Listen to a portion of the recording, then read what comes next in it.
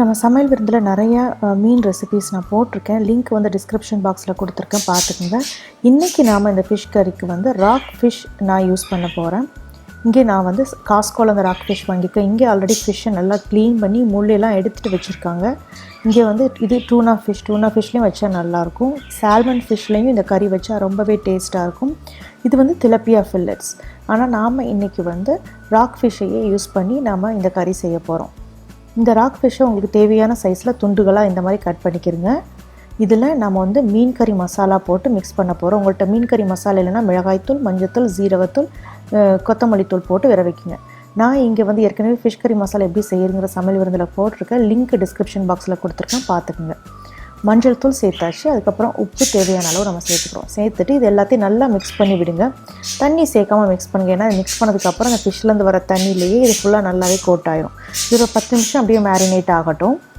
இப்போ ஒரு பேன் எடுத்து அதில் 1 டேபிள் ஸ்பூன் தனியா, 1/2 டேபிள் ஸ்பூன் சோம்பு, 1 டீஸ்பூன் ஜீரகம், அதுக்கப்புறம் மிளகு 1/2 டீஸ்பூன், கசகசா 1 டீஸ்பூனுக்கு நான் எடுத்திருக்கேன். அப்புறம் பட்டை, கிராம்பு, ஏலக்காய், இது 3ஐயும் சேர்த்துக்குங்க. அதுக்கப்புறம் காஞ்ச மிளகாய் ஒரு 5லேருந்து 6 உங்கள் காரத்துக்கு தகுந்தாப்பில் சேர்த்துக்கலாம்.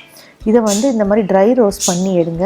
இந்த ஜீரகம் ரோஸ்ட் ஆகும்போது நல்லாவே மணம் வரும். அதை வந்து எடுத்து இந்த இப்போ நல்லா மணம் வந்தனால கொஞ்சம் கூல் பண்ண விடுங்க. கூல் பண்ணதுக்கப்புறம் இந்த மாதிரி நல்லா பொடி பண்ணி எடுத்துக்கோங்க. இப்போ நமக்கு மீன் கறிக்கு தேவையான கறி பவுடர் ரெடி ஆயிடுச்சு. இப்போ நம்ம மீனை பொரிச்சு எடுக்க போகிறோம். ஒரு கடாயில் லைட்டாக எண்ணெய் சேர்த்துட்டு இப்போ பாருங்கள், நம்ம தண்ணி சேர்க்காமலே அது நல்லா தண்ணி விட்டுருக்கு இல்லையா. இப்போ இந்த மேரினேட் பண்ண மீன் பீசஸ் எல்லாத்தையுமே நம்ம போட்டு பொரிச்சு எடுக்க போகிறோம். அது நல்லா வந்து கோல்டன் கலரில் வரணும். 2 பக்கமே நல்லா குக் ஆகிருக்கணும். ஏன்னா இதில் மீன் குக் ஆகிறதா அதுக்கப்புறம் நம்ம குழம்புல சேர்க்க போகிறோம். அதனால் இதில் நல்லா குக் ஆகி எடுத்துக்கிறோங்க. ஸோ இப்போ நல்லாவே குக் ஆகிடுச்சு. இப்போ அடுத்த பக்கம் நம்ம திருப்பி போட்டாச்சு. இப்போ இந்த பக்கம் குக் ஆனதுக்கப்புறம் நம்ம இப்போ எடுத்துடலாம். இப்போ பொரிச்ச மீன் ரெடி ஆயிடுச்சு நமக்கு. இப்போ இன்னொரு கடாயில் நான் கொஞ்சம் எண்ணெய் சேர்த்துக்கிறேன். எண்ணெய் சேர்த்ததுக்கப்புறம் நான் இந்த மாதிரி நீளமாக கட் பண்ணி வச்சுருக்க வெங்காயத்தை சேர்த்துக்கிறேன். வெங்காயத்தை நல்லா டிரான்ஸ்பரண்ட் ஆகிற வரைக்கும் நாம் வந்து வதக்கி எடுக்கணும். வெங்காயம் இந்தளவுக்கு டிரான்ஸ்பரண்ட் ஆனதுக்கு அப்புறம் நான் இதில் ஜிஞ்சர் கார்லிக் பேஸ்ட் 1 டீஸ்பூன் சேர்க்குறேன். இல்லை நான் ஜிஞ்சர் கார்லிக் பேஸ்ட் அரைக்கும் போது அதில் கொஞ்சம் புதினா இலைகளையும் நான் சேர்த்து அரைச்சிருக்கேன். இப்போ ரம்ப இலை சேர்க்கலாம். இது வந்து அவ்வளோ ஒரு விதமான கறி ஸ்மெல் கொடுக்கும். அதாவது மட்டன் சிக்கன் வைக்கிற அளவு ஸ்மெல் கொடுக்கும். ரம்ப இலை இல்லாட்டினாலும் பரவாயில்ல. அதுக்கப்புறம் ஒரு தக்காளி பழம் நான் இதில் சேர்க்குறேன். நல்லா பழுத்த பழமாக இருந்தால் நல்லாயிருக்கும். தக்காளி பழம் இந்த மாதிரி சேர்த்து நல்லா வதக்கி விடுங்க. ஸோ இந்த மாதிரி நல்லா வதங்கிட்டு இருக்கும்போதே நாம் வந்து இந்த பேனை க்ளோஸ் பண்ணிவிட்டு கொஞ்சம் நேரம் நம்ம இது குக் பண்ண விடலாம். அந்த தக்காளி எல்லாம் நல்லா நம்ம மசிஞ்சு கிடைக்கிற அளவுக்கு. ஸோ இந்த மாதிரி தக்காளி வந்து இங்கே பாருங்கள் நல்லாவே மசிஞ்சிருக்கு.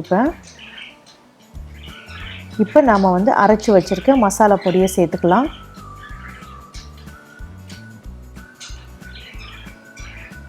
மசாலா பொடியை சேர்த்து இந்த மாதிரி நல்லா வதக்குங்க. இதில் நம்ம வந்து கொஞ்சம் 1/4 கப்புக்கு தண்ணி சேர்த்துக்கலாம். அதாவது வந்து மசாலா அடி பிடிச்சிடக்கூடாது. இப்போ உப்பு வந்து நம்ம முன்னாடி சேர்க்கல, மீன் துண்டுகளில் மட்டும்தான் உப்பு சேர்த்துருக்கோம். அதனால் இதில் உப்பு போட்டு கொஞ்சம் டேஸ்ட் பண்ணி பார்த்துக்குறங்க. இப்போ ஒரு 5 நிமிஷம் இது குக் ஆகட்டும்.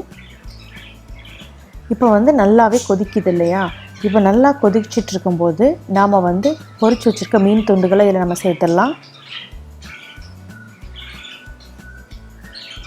மீன் துண்டுகளை சேர்த்ததுக்கப்புறம் நாம் வந்து தேங்காய் நம்ம அரைச்சி வச்சுருக்கோம். தேங்காய் வந்து 1/3 கப்புக்கு. இது ஆப்ஷனல் தான், வேணும்னா சேர்த்துக்கலாம், இல்லைனா ஸ்கிப் பண்ணிக்கலாம். ஆனால் தேங்காய் சேர்த்தோம்னா ஒரு விதமான எக்ஸ்ட்ரா டேஸ்ட் சூப்பராகவே இருக்கும்.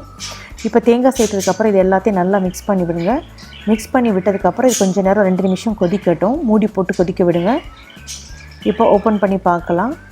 இப்போ ரொம்ப டேஸ்டியான பொரிச்ச மீன் குழம்பு ரெடி ஆயிடுச்சு. இதில் நாம் வந்து கொத்தமல்லி தலைகளை தூவி நம்ம சர்வ் பண்ண ஆரம்பிச்சிடலாம்.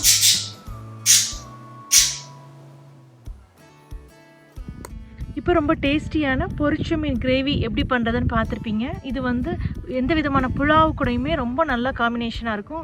அதே போல் நெய் சாதத்தோடு ரொம்ப நல்லாவே போகும். இதை ட்ரை பண்ணி பாருங்கள். பார்த்துட்டு கமெண்ட் சமையல் வந்து போஸ்ட் பண்ணுங்கள்.